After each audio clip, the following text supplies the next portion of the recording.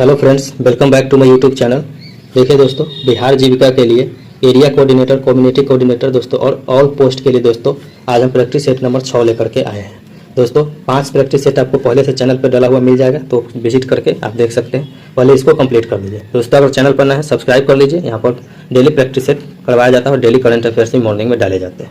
चलिए दोस्तों, practice set शुरू करते हैं बिना किसी देरी के और पूरे एनर्जी के साथ प्रैक्टिस सेट खत्म करते हैं। देखिए दोस्तों, यहाँ पर वर्ष 2025 का फूड प्लेनेट पुरस्कार खिताब किसने जीता? तो दोस्तों ये किसके द्वारा जीता गया था? नाइट्रो कैप्स के द्वारा जीता गया था। नेक्स्ट में आ जाइए, मातृभूमि साहित्य पुरस्कार 2024 से किसे सम्मानित किया गया है? तो दोस्तों ये सारा जोसेफ को सम्मानित किया गया है। नेक्स्ट में आ जाइए, ग्लोबल लीडरशिप अवार्ड 2025 से किसे सम्मानित किया गया है? तो दोस्तों ये कुमार मंगलम बिरला को सम्मानित किया गया है। नेक्स्ट में आ जाइए दोस्तों, यहाँ पे पहल योजना किससे संबंधित है? दोस्तों एलपीजी सब्सिडी प्रत्यक्ष हस्तांतरण से संबंधित है। नेक्स्ट में आ जाइए, आमतौर पर एक स्वयं सहायता समूह का प्राथमिक उद्देश्य क्या होता है? तो दोस्तों समूहों को सूक्ष्म वित्त प्रदान करना, माइक्रो फाइनेंशियल मदद करना। नेक्स्ट में जनवरी 2025 में निम्न में से कौन सी योजना लॉन्च किया गया था? तो दोस्तों कौन सी योजना लॉन्च की गई थी? वन पेंशन वन सब्सक्रिप्शन योजना लॉन्च की गई थी। नेक्स्ट में आ जाइए, सत्य शोधक समाज की स्थापना किसके द्वारा की गई थी? तो दोस्तों ज्योतिराव फूले के द्वारा किया गया था। नेक्स्ट में आ जाइए, जलियांवाला बाग नरसंहार की घटना के समय भारत के वायसराय कौन थे? तो दोस्तों लॉर्ड चेम्सफोर्ड उस समय भारत के वायसराय थे। नेक्स्ट में आ जाइए, बंगाल के विभाजन प्रभावी हुआ। बंगाल के विभाजन कब प्रभावी हुआ था दोस्तों? 16 अक्टूबर 1905 से। नेक्स्ट में आ जाइए, संयुक्त राष्ट्र दिवस प्रतिवर्ष किस तिथि को मनाया जाता है? तो दोस्तों 24 अक्टूबर को मनाया जाता है। नेक्स्ट में आ जाइए, इनमें से कौन सी संस्था भारत में बीमा उद्योग को विनियमित करने, बढ़ावा देने और उनको क्रमिक विकास सुनिश्चित करने के लिए जिम्मेदार है? तो दोस्तों IRDAI इसके लिए जिम्मेदार है। नेक्स्ट में आ जाइए, संघाई कोऑपरेशन ऑर्गेनाइजेशन की स्थापना कब हुई थी? तो दोस्तों 2001 में हुई थी। नेक्स्ट में आ जाइए, आमाशय स्टोमक में प्रोटीन के पाचन की शुरुआत करने वाला एंजाइम पेप्सिन किन निष्क्रिय रूप यानी इनएक्टिव फॉर्म में स्रावित होता है? तो दोस्तों ये पेप्सिनोजेन के रूप में स्रावित होता है। नेक्स्ट में आ जाइए दोस्तों, यहाँ है दोस्तों, साइबर सुरक्षा में जीरो डे वल्नरेबिलिटी क्या है? तो दोस्तों ये क्या है? सॉफ्टवेयर में एक सुरक्षा खामी है जिसके बारे में निर्माता को पता नहीं है और हैकर्स इसका फ़ायदा उठा सकते हैं। नेक्स्ट में आ जाइए, निम्नलिखित में से कौन सा कार्बन का अपरूप यानी एलोट्रॉप्स फुटबॉल की गेंद जैसी संरचना वाला होता है? तो दोस्तों ये C60 बॉकी बॉल, इसकी संरचना फुटबॉल जैसी होती है। नेक्स्ट में आ जाइए, 21वें विश्व पुलिस गेम्स 2025 में बिहार की सपना कुमारी ने कितने स्वर्ण पदक जीते हैं? तो दोस्तों ये 2 स्वर्ण पदक सपना कुमारी के द्वारा जीता गया है। नेक्स्ट में आ जाइए दोस्तों, अंतर्राष्ट्रीय क्रिकेट के 3 पड़ाव पर टेस्ट, वनडे और T20 में शतक लगाने वाले पहला भारतीय महिला क्रिकेटर कौन बनी है? तो दोस्तों कौन बन गई है? स्मृति मंधाना बन गई है। यहाँ से है दोस्तों, यहाँ आ जाइए अब नेक्स्ट पर, क्योंकि यहाँ मैथ रीजनिंग है। यहाँ आ जाइए 39 नंबर क्वेश्चन पे आ जाइए। यहाँ देखिए दोस्तों, पता मिलान यानी एड्रेस मैचिंग का प्राथमिक लक्ष्य क्या है? तो दोस्तों एड्रेस लक्ष्य प्राथमिक लक्ष्य क्या है दोस्तों? यह पहचानना कि 2 या अधिक पते पर एक स्थान को संदर्भित करते हैं या नहीं। नेक्स्ट में आ जाइए दोस्तों, जब 2 अलग अलग डेटा स्रोतों जैसे कि एक ग्राहक सूची और एक बिक्री रिकॉर्ड को एक साथ जोड़ा जाता है तो इस प्रक्रिया को क्या कहते हैं? तो दोस्तों इसको डेटा एकीकरण, डेटा इंटीग्रेशन बोला जाता है। नेक्स्ट में आ जाइए दोस्तों, यहाँ से देखिए दोस्तों, इसमें विषय ज्ञान में आपको 20 प्रश्न यहाँ पे देखने को मिलेंगे। नेक्स्ट क्वेश्चन पे आ जाइए दोस्तों, यहाँ ग्रामीण विकास की अवधारणा के संबंध में निम्नलिखित में से कौन सा कथन सबसे सटीक है? तो दोस्तों कौन सा सटीक है? यह समग्र विकास के उद्देश्य ग्रामीण क्षेत्रों में जीवन की गुणवत्ता में सुधार करना, जैसे आर्थिक, सामाजिक और राजनीतिक आयाम शामिल है। नेक्स्ट में आ जाइए, ग्रामीण अर्थव्यवस्था की विशेषताओं में कौन सी विशेषता बाजार की अनिश्चितता के प्रति उनके संवेदनशीलता को दर्शाती है? तो दोस्तों कृषि पर निर्भरता राइट आंसर हो जाएगा। नेक्स्ट में पंचायती राज संस्थाओं, पंचायती राज इंस्टीट्यूशन का विकेंद्रीकृत योजना डिसेंट्रलाइज प्लानिंग का क्या महत्व है? तो दोस्तों वे स्थानीय स्तर पर विकास योजनाओं के बारे में बनाने और लागू करने में मदद करते हैं। नेक्स्ट में आ जाइए दोस्तों, दीनदयाल अंत्योदय योजना राष्ट्रीय ग्रामीण आजीविका मिशन का एक प्रमुख घटक क्या है? तो दोस्तों इसका प्रमुख स्वयं सहायता समूह के माध्यम से ग्रामीण गरीबों को संगठित करना इसका प्रमुख लक्ष्य है। नेक्स्ट में है दोस्तों, प्रधानमंत्री आवास योजना ग्रामीण का लक्ष्य उन परिवारों को आवास प्रदान करना है जो किस श्रेणी में आते हैं। तो दोस्तों गरीबी रेखा से नीचे यानी बीपीएल में आते हैं, उनको लक्षित करना है। नेक्स्ट में आ जाइए, बिहार सरकार की सतत जीविकोपार्जन योजना का प्राथमिक उद्देश्य क्या है। तो दोस्तों राज्य के अति गरीब परिवारों को गरीबी से बाहर निकालना उनका प्रमुख लक्ष्य है। नेक्स्ट में है, जीविका बिहार ग्रामीण आजीविका संवर्धन सोसाइटी किस मॉडल पर आधारित है। तो दोस्तों ये एक सामुदायिक संस्था के आधारित मॉडल है। नेक्स्ट में आ जाइए 48 number question, self helping bank linkage की प्रक्रिया में वित्तीय उत्पादों का एक उदाहरण क्या हो सकता है। तो दोस्तों ऋण बीमा जैसी वित्तीय सेवाएं हो सकती है।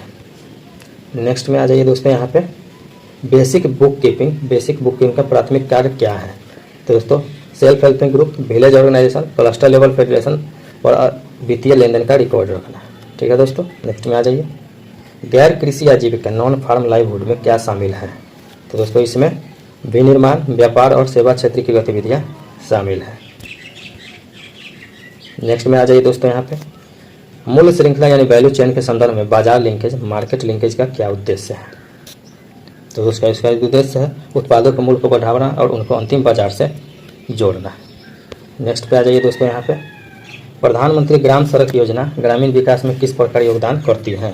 तो दोस्तों ये ग्रामीण क्षेत्रों में कनेक्टिविटी बढ़ाकर आर्थिक गतिविधियों को बढ़ावा देती है। नेक्स्ट में आ जाइए, राष्ट्रीय कृषि विकास योजना का मुख्य उद्देश्य क्या है। तो दोस्तों इसका मुख्य उद्देश्य है कृषि और संबंधित क्षेत्रों में समग्र विकास और निवेश को बढ़ावा देना। नेक्स्ट पे आ जाइए दोस्तों यहाँ पे बिहार की औद्योगिक नीतियों का उद्देश्य क्या है। राज्य को औद्योगिक विकास में प्रोत्साहित करना इसका लक्ष्य है। नेक्स्ट में दोस्तों कौशल युवा कार्यक्रम KYP बिहार की किस समस्या का समाधान करने के लिए है। तो युवाओं को कौशल में कमी को सुधार करना इसका लक्ष्य है। नेक्स्ट में है स्वयं सहायता समूह के संदर्भ में आंतरिक ऋण यानी इंटरनल लेंडिंग का क्या महत्व है। तो दोस्तों यह सदस्यों को तत्काल वित्तीय जरूरतों को पूरा करने में मदद करता है। नेक्स्ट में आ जाइए, ग्राम संगठन यानी village organisation, cluster level federation की स्थापना का प्राथमिक उद्देश्य क्या है। तो स्वयं सहायता समूह के प्रयासों को समेकित करना, उन्होंने एक बड़े मंच पर लाना। नेक्स्ट में आ जाइए दोस्तों यहाँ पर प्रधानमंत्री किसान सम्मान निधि का क्या उद्देश्य है। तो दोस्तों किसानों को कृषि इनपुट खरीदने के लिए वित्तीय सहायता प्रदान करना। नेक्स्ट में आ जाइए, कोऑपरेटिव्स ग्रामीण विकास के किस तरह योगदान करते हैं। दोस्तों वे सदस्यों के बीच आर्थिक और सामाजिक लाभ सुनिश्चित करने के लिए सामूहिक रूप से कार्य करते हैं। नेक्स्ट में आ जाइए दोस्तों यहाँ पर बुनियादी बही खाता बेसिक बुक कीपिंग वित्तीय साक्षरता फाइनेंशियल लिटरेसी के लिए क्यों महत्वपूर्ण है। दोस्तों क्यों महत्वपूर्ण है यह व्यक्तियों का समूह उनके वित्तीय स्वास्थ्य को ट्रैक करने और समझने में सक्षम बनाता है। आगे आ जाइए दोस्तों यहाँ पर फॉर कम्युनिटी कोऑर्डिनेटर। दोस्तों ऐसे सभी के लिए होता है, सभी में इसी प्रकार से सवाल पूछे जाएंगे। नेक्स्ट में आ जाइए, भारत के ग्रामीण विकास के इतिहास में 1952 में शुरू किए गए सामुदायिक विकास कार्यक्रम कम्युनिटी डेवलपमेंट प्रोग्राम का प्राथमिक दृष्टिकोण क्या था। तो दोस्तों इसका था ग्रामीण जीवन में सभी पहलुओं को विकसित करना। नेक्स्ट में आ जाइए, मनरेगा और कृषि आधारित आजीविका संवर्धन के संदर्भ में प्रभावी ढंग से कैसे जोड़ा जाता है। तो दोस्तों मनरेगा श्रम का उपयोग कर कृषि का समर्थन करना। नेक्स्ट में आ जाइए, ग्राम संगठनों और क्लस्टर स्तरीय संघों जैसे उच्च स्तरीय संघों का एक प्रमुख तत्व या सिद्धांत क्या है। तो यह संस्थाओं के प्रतिनिधित्व और लोकतांत्रिक नेतृत्व का निर्णय लेती है। नेक्स्ट में आ जाइए, ग्रामीण अर्थव्यवस्था की विशेषताओं से संबंधित एक प्रमुख चुनौती निम्नलिखित में से कौन सी है। तो दोस्तों औपचारिक ऋण और संगठित बाजारों का खराब पहुंच। नेक्स्ट में आ जाइए दोस्तों यहाँ है एक गांव में एक बुजुर्ग विधवा के पास आय का कोई स्रोत नहीं है। एक सामुदायिक समन्वय के रूप में उसे मासिक पेंशन के लिए किस कार्यक्रम का मार्गदर्शन करेंगे। तो दोस्तों ये राष्ट्रीय सामाजिक सहायता कार्यक्रम NSAP का मार्गदर्शन करेंगे।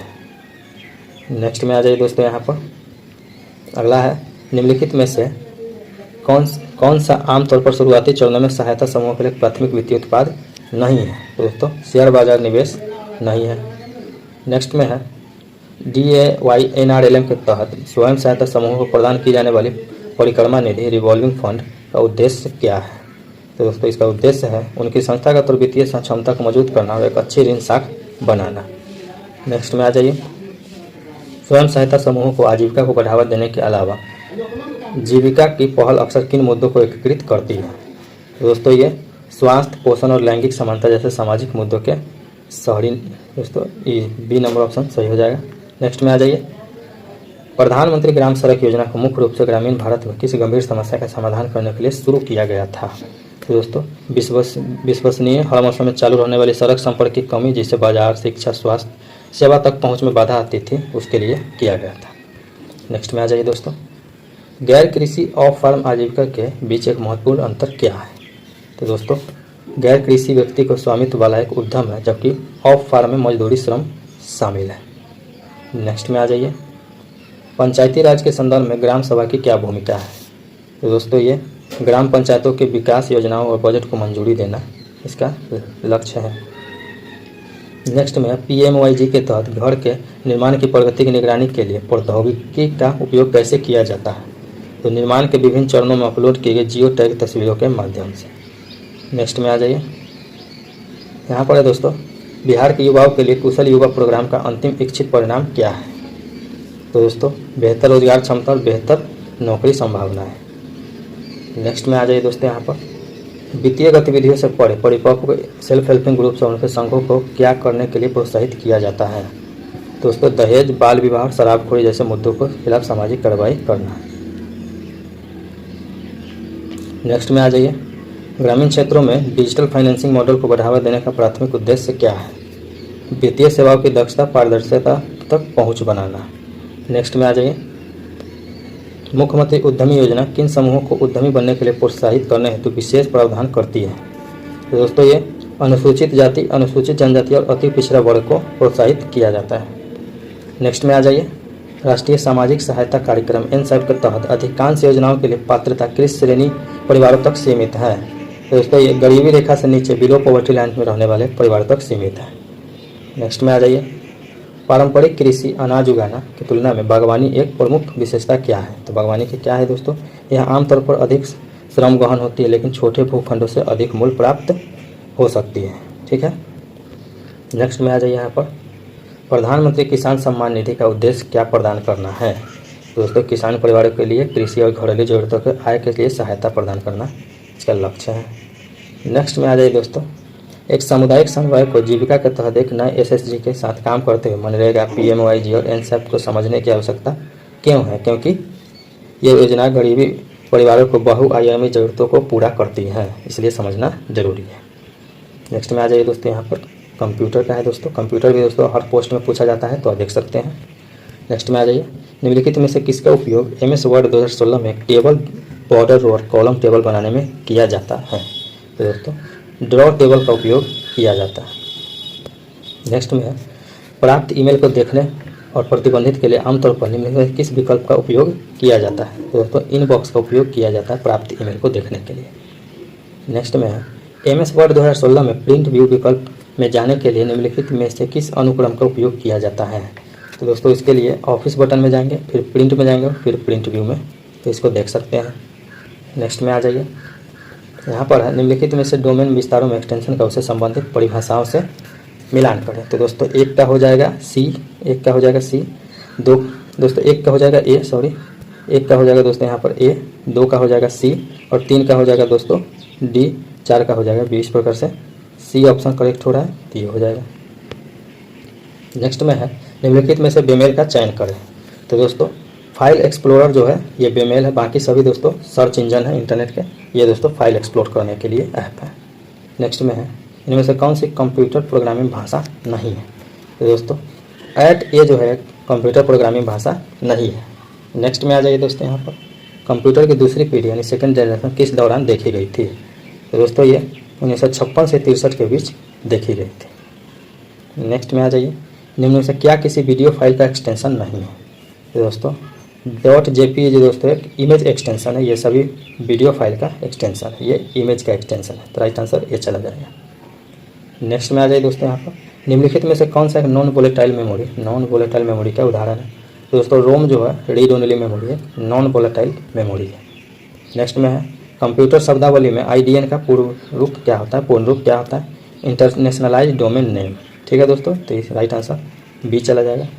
तो ये था दोस्तों जीविका का सेट नंबर 6। दोस्तों आप जा करके और भी जीविका का सेट लगा सकते हैं चैनल पर से। तो दोस्तों वीडियो को ज़्यादा से ज़्यादा शेयर कीजिए, लाइक कीजिए और दोस्तों चैनल को जरूर सब्सक्राइब कर लीजिएगा दोस्तों। ठीक है, मिलते हैं नेक्स्ट वीडियो में, तब तक के लिए धन्यवाद।